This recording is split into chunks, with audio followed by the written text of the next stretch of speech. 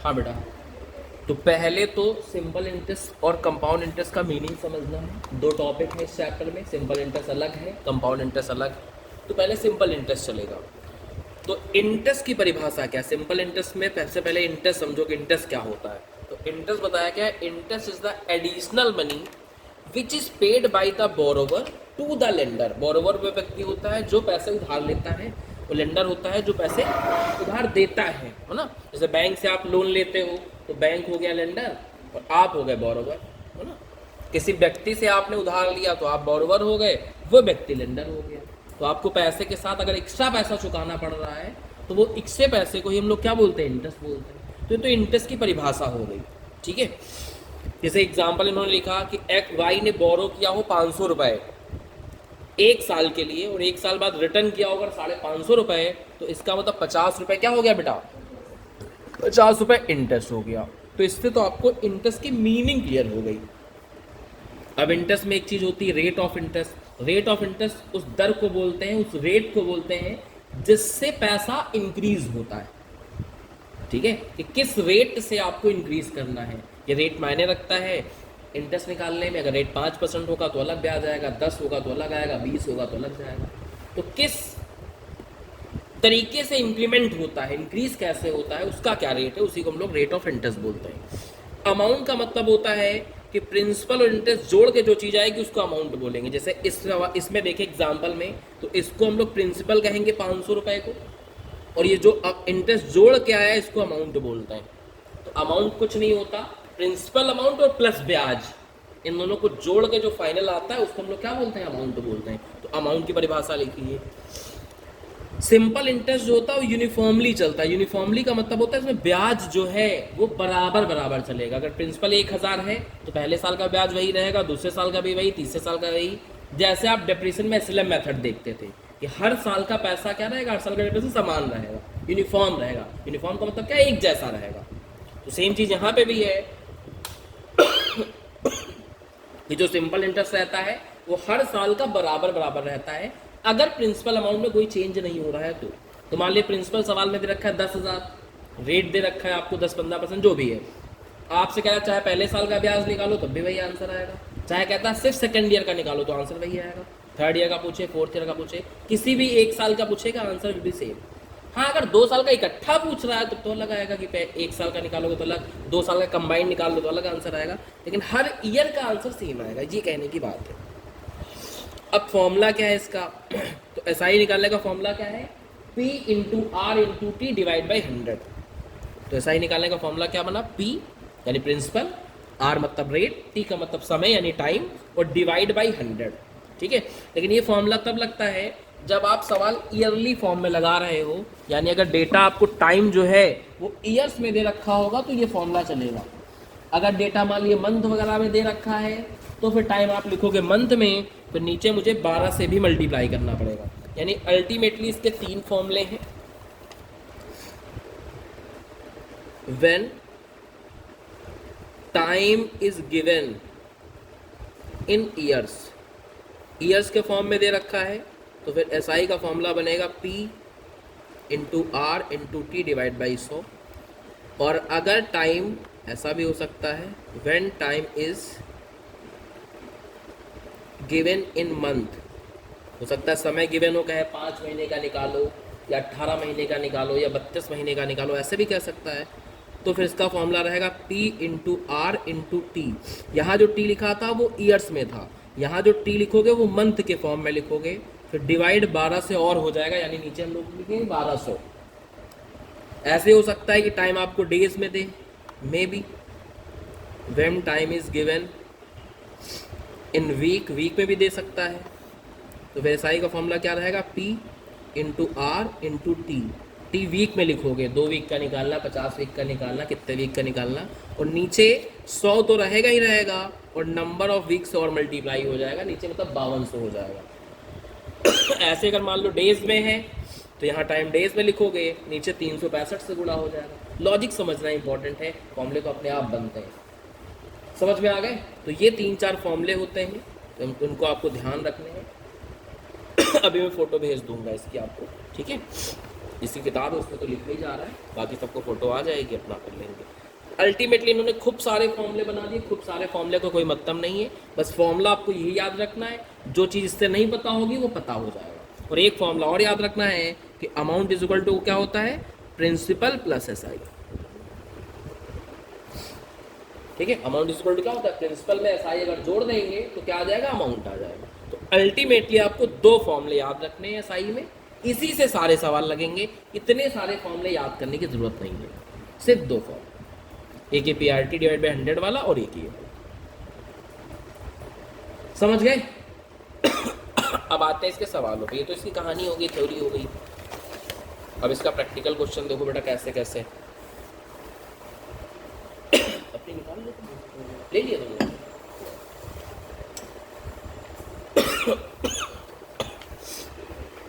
पहला सवाल लिखा हुआ है, अमित ने डिपॉजिट किया है 1200 रुपए बैंक में, ठीक है, रेट ऑफ इंटरेस्ट कितना है बेटा, 9%। आंसर छुपा देते हैं, अपने आप से करने का प्रयास करना है, आंसर पे निकाल जाएगी तो सवाल खराब हो जाता है, फिर करने में मन नहीं लगता।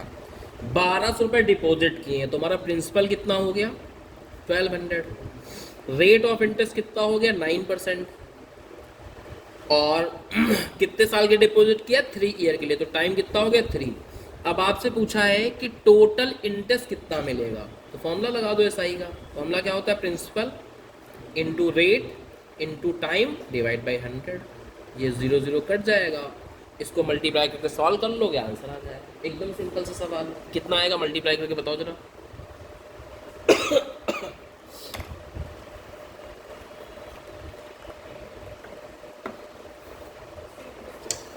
3 to 4, तो आंसर आ गया आपका कितना, 3 to 4 रुपीज, 324 रुपए। इसमें कोई परेशानी नहीं होगी, देखो आंसर यहाँ 324 रुपये आया भी है। अगला सवाल देखो, क्वेश्चन नंबर 2 कैसे है, ठीक है। क्वेश्चन नंबर 2 की बात करें तो लिखा है, सुमित ने बोरो किया है 7500 रुपये, तो जितना आप बोरो या डिपॉजिट करते हो वो मेन अमाउंट होता है, प्रिंसिपल अमाउंट। रेट है आपका 14.5%, तो 14.5 लिख देते हैं, और समय है आपका 2.5 ईयर, तो 2.5 लिख दो, या 5/2 भी लिख सकते हो, बात वही है। फिर बोला है फाइंड द अमाउंट, अमाउंट निकालना है, एसआई नहीं निकालना, अमाउंट निकालना है। तो पहले आपको एसआई निकालना पड़ेगा, फिर प्रिंसिपल जोड़ दोगे तो अमाउंट आ जाएगा। तो एसआई निकाल लेते हैं। Principal amount 7500, rate of interest 14.5%, time 2.5 साल, डिवाइड बाई 100, 1 2 1 2, इसको मल्टीप्लाई कर लो, एसआई आ जाएगा। फिर अमाउंट का फॉर्मूला लगा दोगे, principal plus SI is equal to amount. चलो ये कैलकुलेशन करके बताओ जरा, कैलकुलेटर से कितनी आई।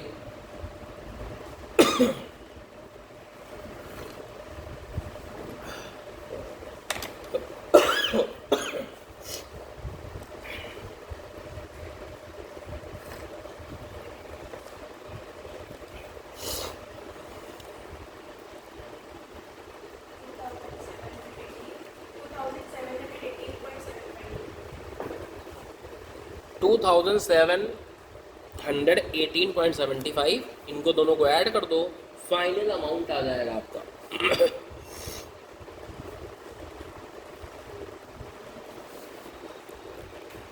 $10,218.75, शायद इतना ही आ रहा है। तो ये भी सवाल सिंपल ही था, दोनों में सिंपल इंटरेस्ट ही निकालना था। तीसरा सवाल, अब थोड़े और ट्रिकी सवाल आना शुरू होंगे, कोई बात नहीं, चाहे जैसा सवाल हो, करना तो सारे सवाल हम लोग। What sum of money yield, कितना पैसा कमाएगा 1407 रुपए एज इंटरेस्ट, मतलब 1407 रुपए क्या है इसमें, ब्याज। कह रहा कितना पैसा हम जमा करें जिससे मुझे ब्याज मिल जाए, कितना, 1407 का। यानी इसमें आपको एसआई गिवन है, इस पार्ट में क्या क्या गिवन है, एसआई गिवन है, थोड़ा ऊपर कर देते हैं, एसआई गिवन है 1407, टाइम पता है 1.5 ईयर, और रेट पता है 14%, और हमको क्या निकालना है कि प्रिंसिपल, तो कितना पैसा जमा करें तो इतना ब्याज कमा लें। तो डाल दो फॉर्मूले में, simple interest is equal to principal into rate into time divide by 100। अब प्रिंसिपल निकालना है तो ये अपनी जगह पे रहेगा, ये इधर जाएगा तो मल्टीप्लाई हो जाएगा, ये इधर जाएंगे तो डिवाइड हो जाएंगे। दूसरी साइड जाके क्या होता है, प्लस वाला माइनस, माइनस वाला प्लस, मल्टीप्लाई वाला डिवाइड, डिवाइड वाला मल्टीप्लाई। तो ये अपनी जगह पे रहेगा, ये चीज़ इधर जाके गुणे में हो जाएगी और ये चीज़ इधर उतर के आगे भाग में हो जाएंगी। तो इससे आपकी पी की वैल्यू निकल जाएगी। चलो बताओ बेटा पी की वैल्यू कितनी आई है? 67। तो 6700 देखो यहाँ पे आंसर आ गया। समझ गए? बहुत ही सिंपल। क्वेश्चन नंबर 4 कह रहा है सम ऑफ 1200 वॉज लेंट। हमने बताया कि जो भी पैसा उधार दिया जाए या लिया जाए, या जो पैसा आप डिपॉजिट करते हो, वो पैसा हमेशा प्रिंसिपल होता है। तो यहाँ लेंट का मतलब उधार देना। तो 1200 उधार दिया जा रहा है। अब देने वाला व्यक्ति कह रहा है कि हम उधार देते हैं, लेने वाले व्यक्ति कहता है कि हम बोरो कर रहे हैं, मीनिंग तो वही है। तो यहाँ प्रिंसिपल अमाउंट हो गया आपका 1200। प्रिंसिपल अमाउंट कितना हो गया हमारा? 1200। टाइम हो गया आपका 2 ईयर और लेंडर गॉट मतलब अमाउंट दे रखा है 1536 रुपए। लेंडर गॉट का मतलब कितना पैसा उसको वापस मिला वो दे रखा है, और हमें रेट निकालना है। रेट निकलेगा एसआई वाले फॉर्मूले से, लेकिन पहले आपको क्या करना पड़ेगा, पहले एसआई निकालो। कैसे निकालोगे? अमाउंट में से प्रिंसिपल माइनस कर दो। अमाउंट का फॉर्मूला क्या आता है? SI plus principal. तो अमाउंट में से अगर प्रिंसिपल माइनस कर दे तो एसआई आ जाएगा। तो इन दोनों को घटा दो, देखो कितना एसआई आया, 336। फिर आप एसआई वाला फॉर्मूला लगा दो, P into R into T divide by 100। SI हमको पता हो गया 336, प्रिंसिपल अमाउंट 1200 है, रेट हमको नहीं पता है, समय 2 साल है, इंटू 100। फिर ये जाके मल्टीप्लाई हो जाएगा, यानी 336 into 100 divide by 1200 divide by 2 is equal to R. R की वैल्यू बताओ।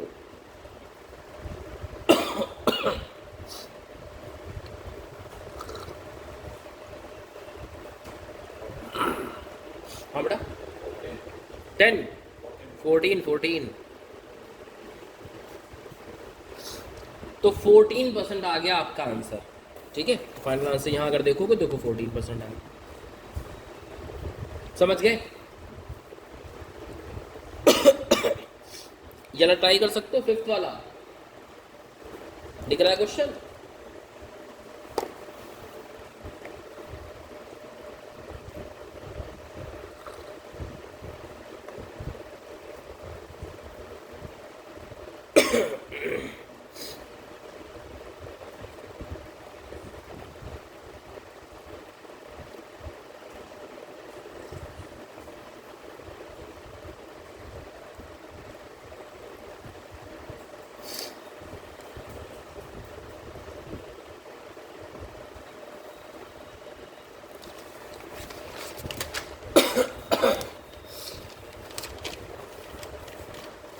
हाँ बेटा देखो 5th वाला सवाल क्या कह रहा है, किस रेट पे, मतलब क्या रेट होगा जिससे पैसा मेरा डबल हो जाए। कितने साल में?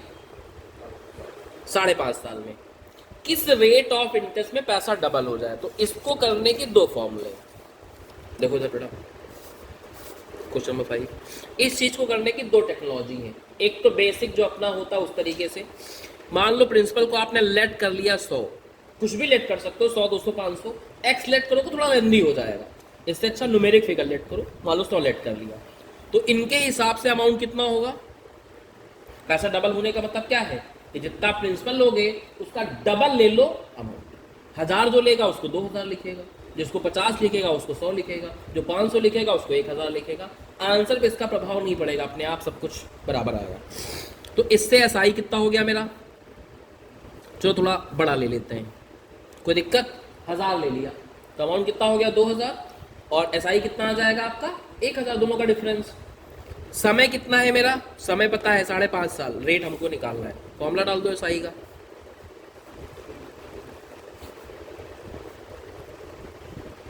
एसआई 1000, प्रिंसिपल 1000, रेट हमें निकालना है, समय पता है 5.5 साल, डिवाइड बाई 100। ये इधर जाएगा 1000 इंटू 100 और ये चीज़ नीचे आ जाएगी 1000 into 5.5 is equal to rate. Solve कर लो, रेट आ जाएगा 18.18%। एक ये तरीका है, ठीक है। या फिर एक दूसरा फॉर्मूला है जिसको हम लोग बोलते हैं डबलिंग पीरियड। एक फॉर्मूला होता है डबलिंग पीरियड का, ये फॉर्मूला होता है 100 divide by rate. Doubling period उस पीरियड को बोलते हैं जिस पीरियड में पैसा डबल हो जाता है। डबलिंग पीरियड का मतलब कि पैसा कितने समय में डबल होगा, पैसा कितने समय में डबल होगा। तो डबलिंग पीरियड का फॉर्मूला कितना है 100 डिवाइड बाई आर।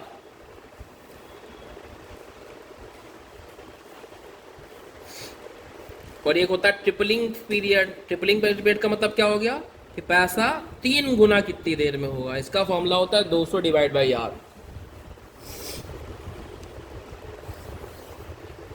तो डबलिंग पीरियड में पैसा डबल करना था, तो इस पे भी हम लोग सोल्यूशन निकाल सकते हैं। हम लोग कैसे निकालते हैं, डबलिंग पीरियड हमें सवाल में दे रखा, पैसा 2 गुना कितनी देर में हो रहा था 5.5 साल में। इसकी जगह 5.5 लिख दिया। 100 है, आर पता करना है, आर इधर जाएगा 5.5 इधर आएगा, आर इक्वल टू हो गया 100 डिवाइड बाई 5.5। वही यहाँ भी हो रहा था, ये कट जा रहा था ना, तो इससे डायरेक्टली आप यहाँ पहुँच जाते हो, इतना नहीं करना पड़ता है। तो डबलिंग पीरियड का फॉर्मूला याद रहा, तो डबलिंग पीरियड मतलब समय इज इक्वल टू होगा 100 डिवाइड बाई आर। इस पर डालोगे और फटाफट आपको आ जाएगा 18.18%। तो चाहे डबलिंग पीरियड के फॉर्मूले से निकाल लो, तो चाहे जो सिंपल प्रोविजन है उससे निकाल लो, answer will be remain same. Answer आपका सेम टू सेम आएगा।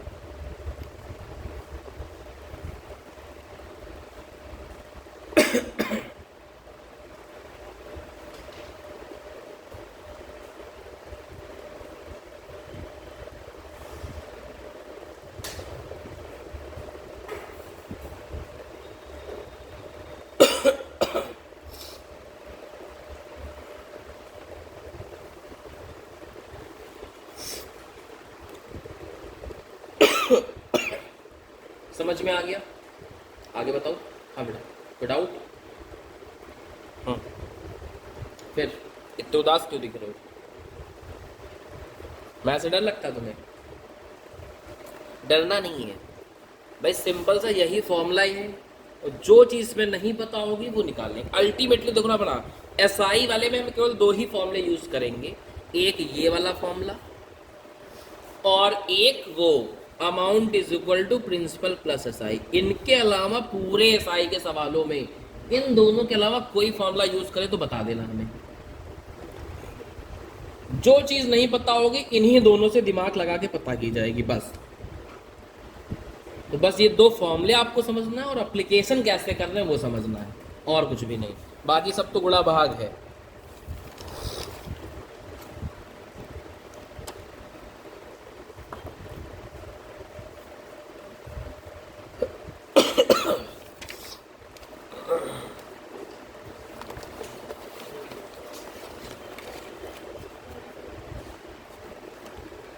Question number 6, in a certain time, कुछ समय में पैसा मेरा 1200 जो है वो बन जाता है 1560। ये प्रिंसिपल हो गया, ये अमाउंट हो गया। प्रिंसिपल हो गया, प्रिंसिपल हमेशा छोटा अमाउंट होता है, 1200 रुपये बनेगा कुछ समय बाद 1560, मतलब 1560 अमाउंट है। और इन दोनों का डिफरेंस क्या हो गया, इंटरेस्ट एसआई। रेट है 10%। हमें प्रिंसिपल बताना है कि कितना प्रिंसिपल हम जमा करें इसी समय में कि वो पैसा 2232 हो जाए। अब इसमें छोटे छोटे 2 सवाल छुपे। पहले तो इतना करके हमें टाइम निकाल लेना है। हमें इससे क्या पता करना, समय। इससे आपको एसआई पता हो जाएगा, प्रिंसिपल पता है, एसआई पता है, रेट पता है, समय नहीं पता तो इससे समय पता हो जाएगा। तो एक बार पहले समय निकालेंगे और जब समय आ जाएगा तो वही समय यहाँ अप्लाई करके प्रिंसिपल निकालेंगे। ये 2 सवाल हैं। कह रहा है कि उतने ही समय में, उतना समय कितना, जितना यहाँ लगाओ, तो पहले समय तो निकालो तभी तो उतना समय आपको पता चले। तो पहले हम लोग इसमें क्या करेंगे, कैलकुलेशन ऑफ टाइम। पहले हम लोग टाइम कैलकुलेट करेंगे, कैलकुलेशन ऑफ टाइम। टाइम निकालने के लिए भी वही एसआई वाला फॉर्मूला लगेगा। SI आपको पता चल गया इन दोनों का डिफरेंस, डायरेक्ट डिफरेंस से निकालें कितना आ जाएगा, 360 लिख दें, तो SI की जगह 360 लिख दिया। प्रिंसिपल 1200 पता है, रेट 10% पता है, तो टाइम बताओ बेटा कितना हुआ, इसको इधर ले जाओ, यानी 360 गुणे 100 डिवाइड बाई 1200 और यहाँ नीचे 10, जो मल्टीप्लाई में होता है वो डिवाइड में चला जाता है, जो डिवाइड में होता है मल्टीप्लाई में, और ऐसे करके समय आ रहा कितना बेटा, 3 साल। अब 3 साल समय आ गया है, तो जो दूसरा सवाल का पार्ट था वो निकाल लेते हैं, that is calculation of principal. अब कह रहा है कितना प्रिंसिपल जमा करें 3 साल के लिए जिससे वो अमाउंट के तौर पर बन जाए 2232 रुपए। अमाउंट बन जाए कितना, 2232 रुपए, 2232 अमाउंट बन जाए, 8% रेट ऑफ इंटरेस्ट लगेगा, सेकेंड वाले में टाइम सेम लगेगा, वही 3 ईयर। तो अब हमको अमाउंट पता है, अमाउंट इज इक्वल टू होता है प्रिंसिपल प्लस SI की जगह मैं ये नहीं लिख सकता क्या, कोई परेशानी, SI का लिख दिया हमने। अमाउंट हमको पता है 2232, प्रिंसिपल नहीं पता, प्रिंसिपल पे ही रहेगा मान लो, यहाँ भी प्रिंसिपल नहीं पता, यहाँ भी पी रहेगा, रेट पता है 8%, समय पता है 3, 2232 इज इक्वल टू पी खाली, और ये देखोगे तो 8 3 24, 24 डिवाइड बाई 100 करो 0.24 आएगा, 24 डिवाइड बाई 100 करें तो 0.24 पी, इसको लिख सकते हैं हम लोग 0.24 पी। कोई परेशानी, इसको मैथमेटिकली सॉल्व कर लिया और पी के साथ चिपका के लिख दिया। पी खाली लिखा है, पी का मतलब 1 पी होता है, जैसे खाली x लिखा हो तो 1x, 3x लिखा हो तो 3x, तो जिस वेरिएबल के आगे कुछ ना लिखा हो उसका मतलब 1 होता है। तो ये हो गया 1p, ये हो गया 0.24p, इन दोनों को जोड़ सकते हैं, यानी इसको हम लोग सकते हैं कितना, 1.24p, ये 1p हो गया, ये 0.24p हो गया, दोनों को ऐड कर देंगे तो 1.24p इज इक्वल टू 2232, तो p की वैल्यू कितनी हुई, 2232 डिवाइड बाई 1.24,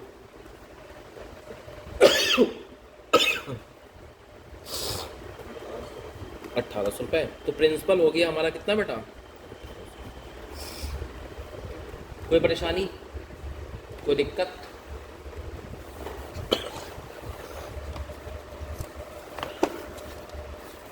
चलो इसी तरीके से ये वाला सवाल सॉल्व करके दिखाओ, देखिए सॉल्व कर पाते हो कि नहीं,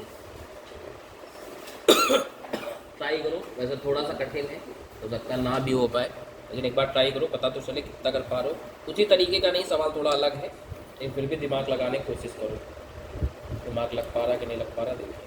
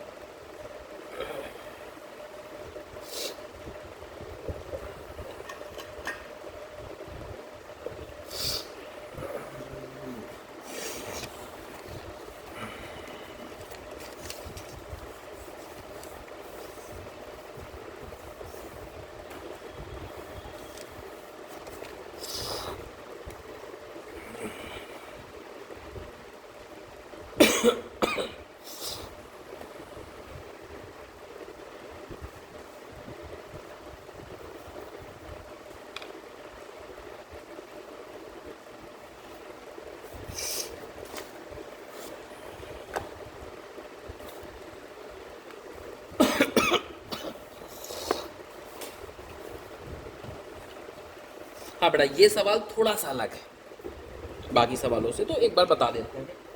इस सवाल को करने की भी 2-3 टेक्निक है, लेकिन सबसे आसान टेक्निक बताते हैं। ऐसे सवालों में आपको 2 अमाउंट दे रखे होते हैं, ये दोनों अमाउंट है, प्रिंसिपल कोई नहीं। कह रहा है पैसा कितना जमा करेंगे वो तुम बताओ। बस पैसा 3 साल में 2600 हो जाता है, वही पैसा अगर मैं 4.5 साल के लिए छूट देता हूँ तो 2900 हो जाता है। ना पैसा पता है ना रेट ऑफ इंटरेस्ट पता है, लेकिन बातें दो पता है, तो इससे निकलेगा।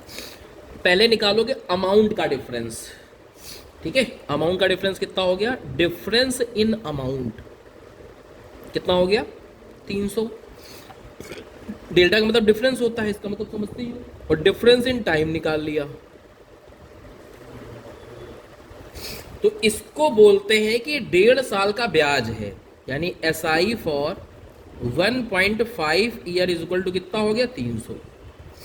भाई अगले 1.5 साल में 300 रुपए बढ़ोतरी हुई ना, 2600 3 साल के लिए छोड़े तो 2600 होता है, 1.5 साल और छोड़ दे तो 300 रुपये बढ़ रहा है ना। तो 300 कैसे बढ़ रहा है कि 300 रुपए और ब्याज मिला 1.5 साल में, तो उसको हम लोग क्या बोल सकते हैं SI फॉर 1.5 ईयर। तो अगर 1.5 साल की SI 300 है तो बताओ 3 साल की SI कितनी होगी 600। तो पता चल गया ना कि 2600 में ब्याज कितना है, 2600 में ब्याज पता चल गया कितना ब्याज है 600। तो प्रिंसिपल कितना हो गया, डायरेक्टली प्रिंसिपल निकल आया इस तरीके से। तो प्रिंसिपल अमाउंट एक बार आ गया है तो रेट भी निकल जाएगा किसी पे डाल के। मान लो ये 3 साल का SI आपने निकाला, इसी में फॉर्मूले में डाल देते हैं। SI इज इक्वल टू होता है principal into rate into time divide by 100। 3 साल का SI 600 है, SI जगह 600 लिखा, समय की जगह 3 साल लिखा, रेट हमको नहीं पता है, प्रिंसिपल 2000 है। जाइए आप अगर मान लो 300 रुपये लिखते हो तो समय 1.5 साल लिखना है आपको, ठीक है। अब इसको क्रॉस मल्टीप्लाई कर लो, यानी 600 into 100 divide by 2000 divide by 3 is equal to R की वैल्यू बताओ, सवाल खत्म। 1 2 3 1 2 3 2 2 2 6 कट गया, सब आ गया 10%। तो रेट ऑफ इंटरेस्ट हो गया आपका 10% और प्रिंसिपल हो गया आपका 2000 रुपये। सिंपल तरीका है, लेंदी तरीका देखोगे तो यहाँ सॉल्व है, आएगा वही, रेट आया है देखो 10% और प्रिंसिपल अमाउंट आया है 2000। सिंपल तरीका है, समझ में आ गया सिंपल तरीका।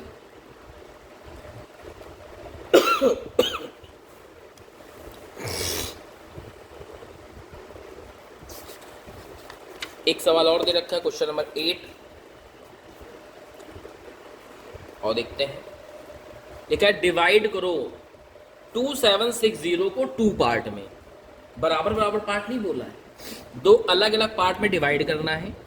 पहले पार्ट में जो रेट ऑफ इंटरेस्ट लगेगा वो 12.5% और 2 साल के लिए जमा करोगे, और इस पार्ट का जो ब्याज होगा बोला है simple interest on one part at the rate of 12.5% for 2 year is equal रहेगा, बराबर रहेगा किसके, अगर मैं 12.5% के रेट से 3 साल का ब्याज निकालता हूं तो 12.5 के रेट से 3 साल का ब्याज निकालता हूं तो अदर पार्ट में और इस पार्ट में दोनों में सिमिलरिटी रहेगी। रेट ऑफ इंटरेस्ट इन्होंने सही लिया है, यहां पे बेटा 10% है, यहां पे मिसप्रिंट है, इसको 10% कर लो। पुराने बच्चों की किताब में हो सकता है सही भी कराया हो। तो यहाँ रेट ऑफ इंटरेस्ट 10% है, यानी पहला जो पार्ट रहेगा उसमें 10% ब्याज निकाले 2 साल का, और सेकंड वाले पे 12.5% रेट से निकाले 3 साल का ब्याज, तो दोनों ब्याज बराबर बराबर आएंगे। तो इसमें हम लोग लेट करेंगे। अगर फर्स्ट पार्ट हम लोग x मान लें तो सेकंड पार्ट कितना हो जाएगा 2760 माइनस एक्स। भाई दोनों का सम 2760 है, तो अगर 1 पैसा आपने x मान लिया है तो बाकी क्या हो गया 2760 में वो पार्ट घटा दो, तो फर्स्ट अमाउंट हो गया फर्स्ट पार्ट x रुपीज और सेकंड पार्ट हो गया 2760 माइनस एक्स। ये समझ में आ रहा है। अब इसका SI निकालो, ये प्रिंसिपल हो गया आपका। इस पे अगर SI निकालते तो आप लिखते sir principal into rate into time divide by 100। ये इस वाले का SI हो गया जैसा बोला गया था। फिर कह रहा है ये इक्वल है तो इक्वल का साइन बना दिया। किसके इक्वल है, सेकंड पार्ट के में 12.5% का ब्याज निकाले, वो भी 3 साल का। तो ये और ये बराबर है ऐसा हम नहीं, सवाल कह रहा है। तो अकॉर्डिंग टू क्वेश्चन ये इक्वेशन हमारी ड्राफ्ट हो गई, ठीक है, कि पहले पार्ट में 2 साल का ब्याज 10% के रेट से और दूसरे पार्ट में 3 साल का ब्याज 12.5% के रेट से, दोनों ब्याज समान होते हैं।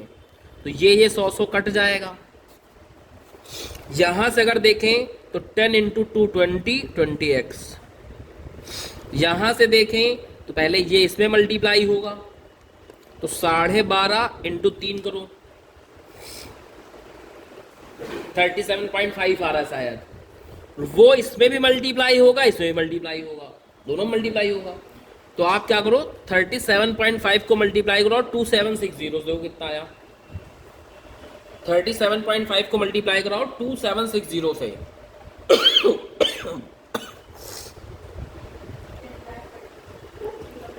कितना बेटा? 1,03,500 इतना माइनस, और ये 37.5 इससे मल्टीप्लाई होगा, तो इसको लिख सकते हैं 37.5x। कोई प्रॉब्लम?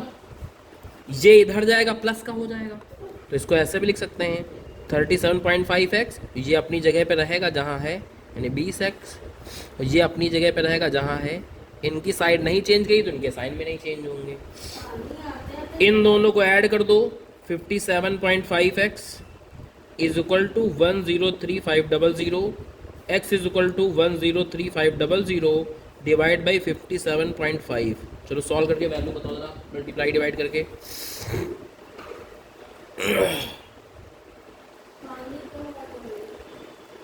डिवाइड करो बेटा, 1800, तो इससे आंसर आ गया 1800। 1800 किस चीज का आंसर आया है? x का, और x क्या था हमारा? पहला पार्ट। तो फर्स्ट पार्ट कितना हो गया? 1800। सेकंड पार्ट कितना होगा? 2760 में से घटा दो, तो फर्स्ट पार्ट हो गया 1800, तो सेकंड पार्ट कितना हो गया? माइनस कर दो, 960। यही दोनों पार्ट हमें बताने थे कि दोनों पार्ट कितने। समझ में आ गया? तो मैथ में क्या होता है, इक्वेशन ड्राफ्टिंग होती है। सवाल अगर पढ़ के आपने इक्वेट, मतलब जैसा बनाना चाहिए ये अगर कोई बच्चा बना ले गया सही से, तो फिर आंसर निकाल ही लेता है। तकलीफ बच्चे को होती ये नहीं बना पाता वो, और ये बनता है सवाल पढ़ के, जैसा सवाल कहेगा वैसे ड्राफ्टिंग करनी पड़ेगी। तो ये धीमे धीमे, जिन बच्चों को मैथ थोड़ी सी कमज़ोर लगती है, जिन बच्चों को थोड़ा ठीक ठाक लगती है वो तो समझ जाते हैं इसलिए, लेकिन जिनको बिल्कुल कमज़ोर लगती है तो धीमे धीमे अंडरस्टैंडिंग बनती है। जैसे सवाल लगाते जाओगे, प्रैक्टिस करते जाओगे, तो थोड़ी थोड़ी समझदारी बढ़ेगी। वरना अगर मतलब इतने पार्ट में भी दिक्कत होती किसी को, तो ये सब चीज़ें तो थोड़ा थोड़ा आगे, कॉस्टिंग वाले में भी ऐसी इक्वेशन बन सकती हैं, टैक्स में भी ऐसी इक्वेशन बन सकती हैं। तो बाकी जो सब्जेक्ट इंटरमीडिएट में आएंगे, फाइनल में आएंगे, इतनी अंडरस्टैंडिंग बच्चा अगर नहीं रख पाएगा तो उन सब्जेक्ट में भी प्रॉब्लम शुरू हो जाती है ना। क्योंकि उन सब्जेक्ट में भी ऐसा लिखा होगा, हो सकता है लिखा हो कॉस्ट जो है वो सेलिंग प्राइस से 50% कम है, तो कुछ इक्वेशन वहाँ भी बनानी पड़ जाए, है ना। तो हल्का फुल्का, इसीलिए यहाँ जो मैथ डाली गई है, जैसे सिंपल इंटरेस्ट है, कंपाउंड इंटरेस्ट है, रेशियो है, प्रोपोर्शन है ना, एपी है, जीपी है, जो स्टैट्स वगैरह है, ये आगे के सब्जेक्ट में काम आती है थोड़ी थोड़ी। इसलिए फाउंडेशन में मैथ डाली गई है, ये चेक करने के लिए अगर इतनी भी अंडरस्टैंडिंग मैथ में बच्चे की नहीं है तो फिर इसका मतलब आगे जाके कोर्स में उसको परेशानी होगी, है ना। तो इसलिए डाला गया कि हाँ इतना तो कम से कम आना चाहिए। आपको कैलकुलेस ना आ रही हो कोई बात नहीं, बात समझ लो। तो जो एकदम टफ वाली चीज़ें हैं वो नहीं भी आ रही होंगी तो इतना सेट थ्योरी है, आगे काम में नहीं आएगी।